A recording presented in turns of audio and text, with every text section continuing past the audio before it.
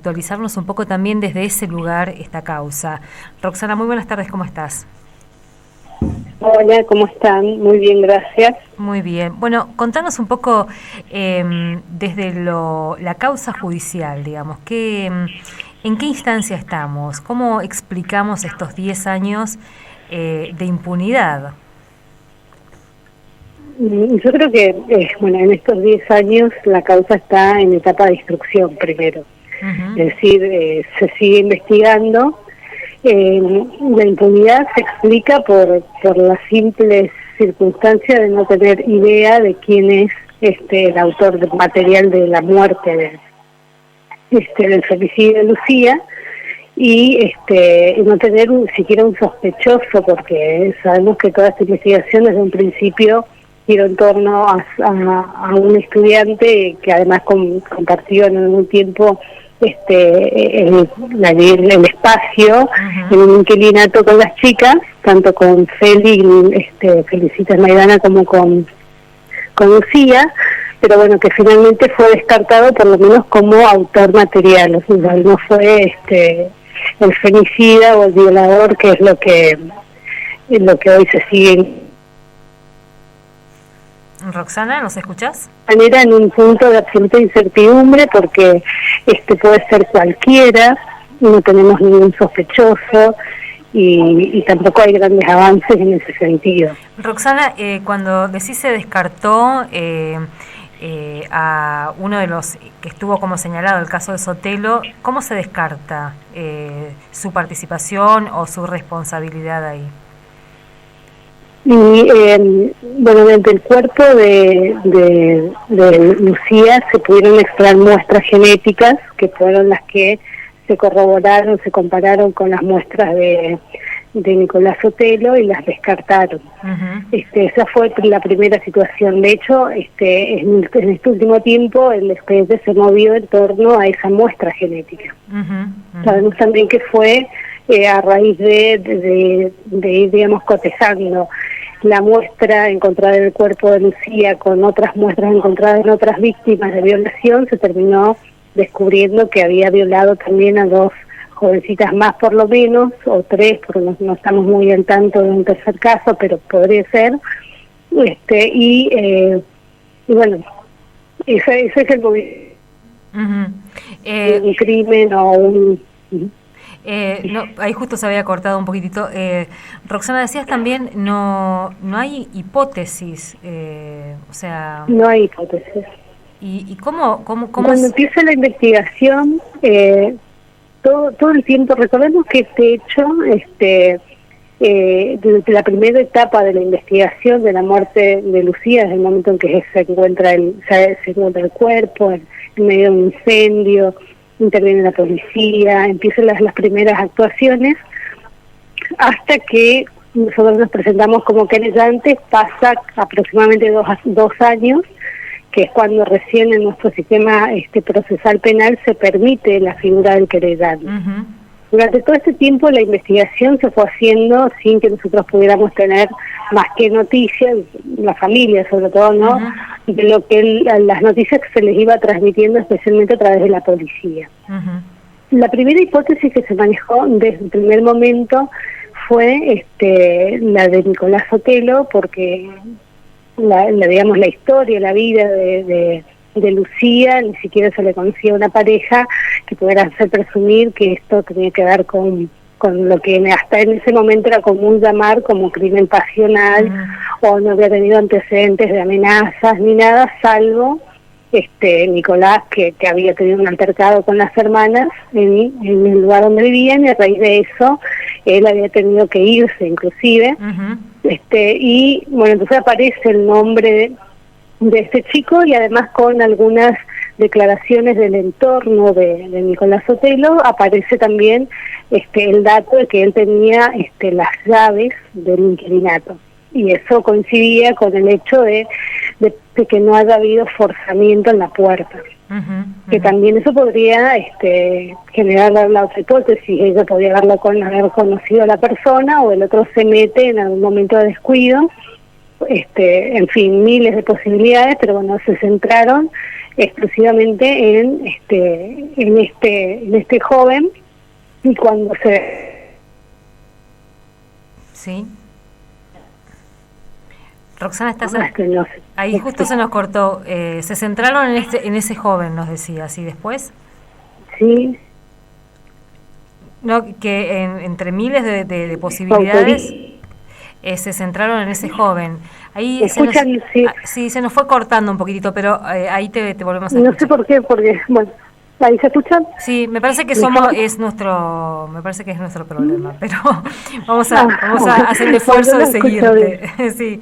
Bueno, te decía que cuando se cotizan las muestras de ADN, se lo descarta como autor material. Digo autor material porque durante mucho tiempo también se sostuvo la teoría de que podía ser un entregador. Uh-huh.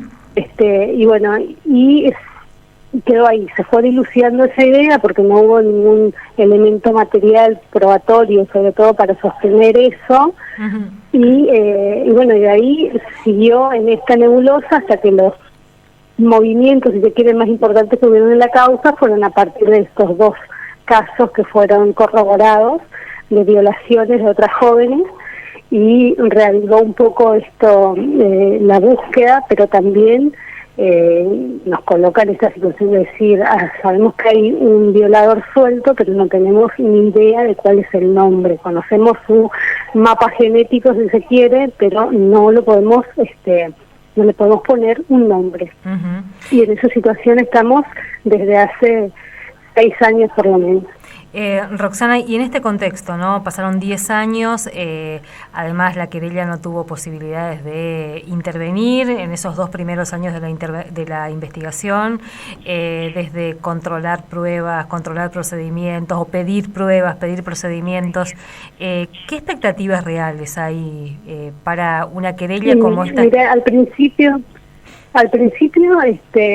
nosotros lo que también fuimos haciendo es decir, descartar, ¿no? Uh-huh. El hecho de tener la muestra genética te da esa posibilidad mínimamente, porque también, siendo honestos, sabemos un poco de la historia de nuestra justicia local y que suelen fácilmente cerrar estas causas en la figura de algún sujeto, uh-huh, que muchas veces son sin pruebas, uh-huh, pero ¿qué les sirve para cerrar las causas? Entonces la existencia de esta muestra, lo primero que logró fue decir, acá tenemos que concebir a ese sujeto 100% ese sujeto, no hay posibilidades de meter a nadie más ni encerrar a alguien porque sí o por las dudas.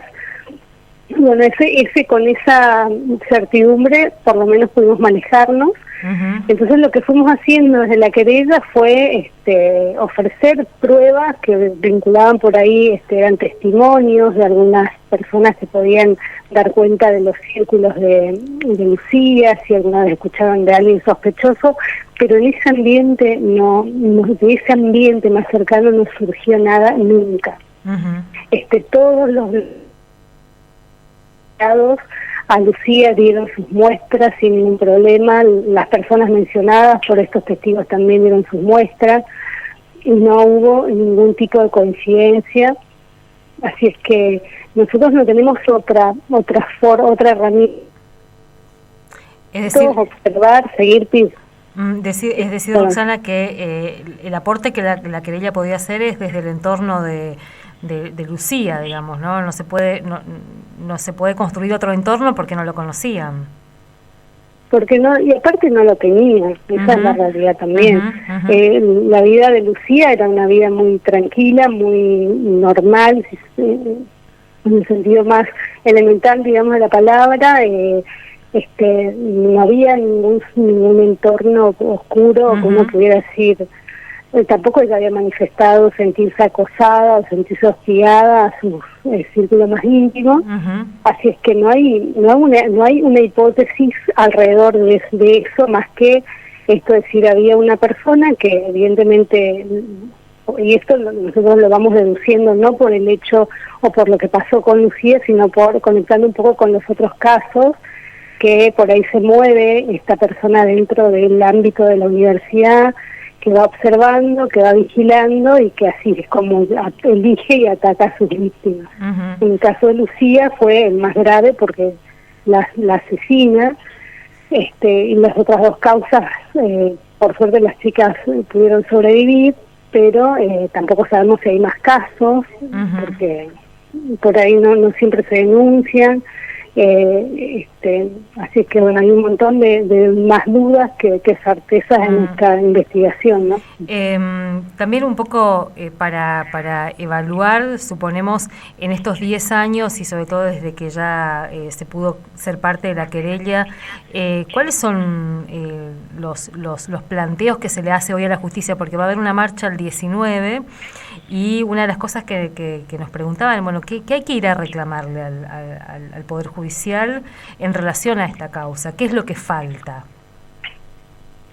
Nosotros tenemos acceso a la causa como querellantes a través del sistema. Hoy particularmente sabemos que lo último que hicieron fue llevar o completar un poco este mapa genético, porque también se va avanzando un poco la ciencia en ese sentido, y luego remiten al Banco Nacional de Datos, donde están consignados todos aquellos delincuentes que hayan sido condenados, ¿no? Eso tampoco nos da mucha esperanza, porque si no pasó nunca por un proceso, el sujeto jamás va a caer, ¿no?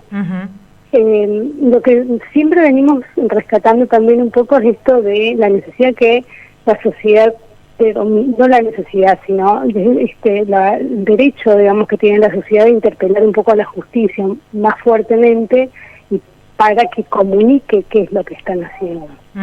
Pero recordemos que acá hay un sujeto capaz de hacer las cosas que hizo, un femicida, violador, suelto y sin ningún tipo de identificación. Si estuviéramos en otro sistema judicial, el fiscal y el juez de instructor deberían explicar qué están haciendo cada 2 meses para ver si hay algún dato que le brinde algún tipo de seguridad o tranquilidad a la gente. La gente no está tomando conciencia de esto.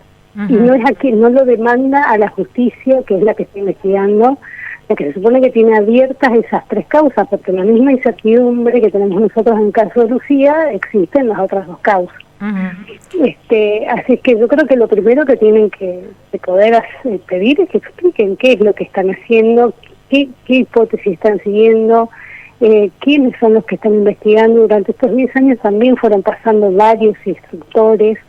Si bien se supone que es el juez el que dirige la investigación, sabemos también que causas como esta van pasando de escritorio en escritorio. Y si manejan alguna otra, es necesario entender que son ellos los que están obligados a dar respuestas. Nosotros tenemos muchas falencias, eso venimos también destacando siempre del sistema de justicia, sobre todo en esta área, porque las investigaciones vienen así, vienen viciadas desde el principio.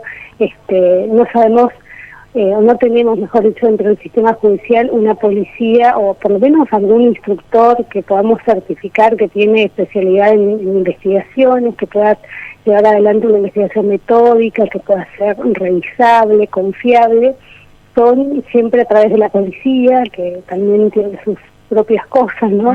Entonces, ahora, y todo eso que surge o que pasa mientras tanto es totalmente ajeno tanto a las víctimas, la familia de las víctimas, como a la sociedad misma, que parecieran no tomar conciencia de lo que implica tener a ese sujeto suelto e irreconocible. O sea, eso que es irreconocible porque lo podemos cruzar, probablemente nos cruzamos con él en miles de veces y no tenemos ni idea de la capacidad de daño que tiene. Roxana, en relación a esto, y por último, además del caso del brutal femicidio de Lucía, como decías, se encontraron muestras genéticas de este sujeto en por lo menos 2 o 3 estudiantes más, 3 por lo que vienen contando por lo menos los medios. ¿Está investigando el mismo juez, el mismo juzgado estas causas o están dispersas sin conexión alguna en distintos juzgados? Bueno, esa es otra de las cosas que deberían poder explicar, ¿no? Si hay algún tipo de acuerdo o método para investigarlo conjuntamente. Nosotros sí tenemos información cada vez que ingresa algún caso nuevo del cotejo de muestras, pero no tenemos ningún acceso a esas causas. No sabemos ni siquiera pudimos ver, porque además son delitos de acción privada en el caso de las violaciones. Entonces también depende, y que está bien de alguna forma, que se preserve la identidad de las víctimas, la privacidad de las víctimas y demás, pero bueno, tampoco tenemos ninguna certeza de qué es lo que ha implicado a lo mejor para este sistema judicial que aparezcan estos casos, y eso ha implicado que tenían que conformar algún equipo interdisciplinario, interjurisdiccional, judicial o lo que sea, pero tampoco nos han dado información sobre eso. Eso también las preguntas que por ahí deberían contestar, ¿no? Porque si no estamos siempre en la hipótesis o en la suposición de que se hace o no se hace. Las causas tramitan todas en distintos juzgados. Roxana, bueno, te agradecemos mucho este tiempo y seguramente vamos a volver a hablar en la semana.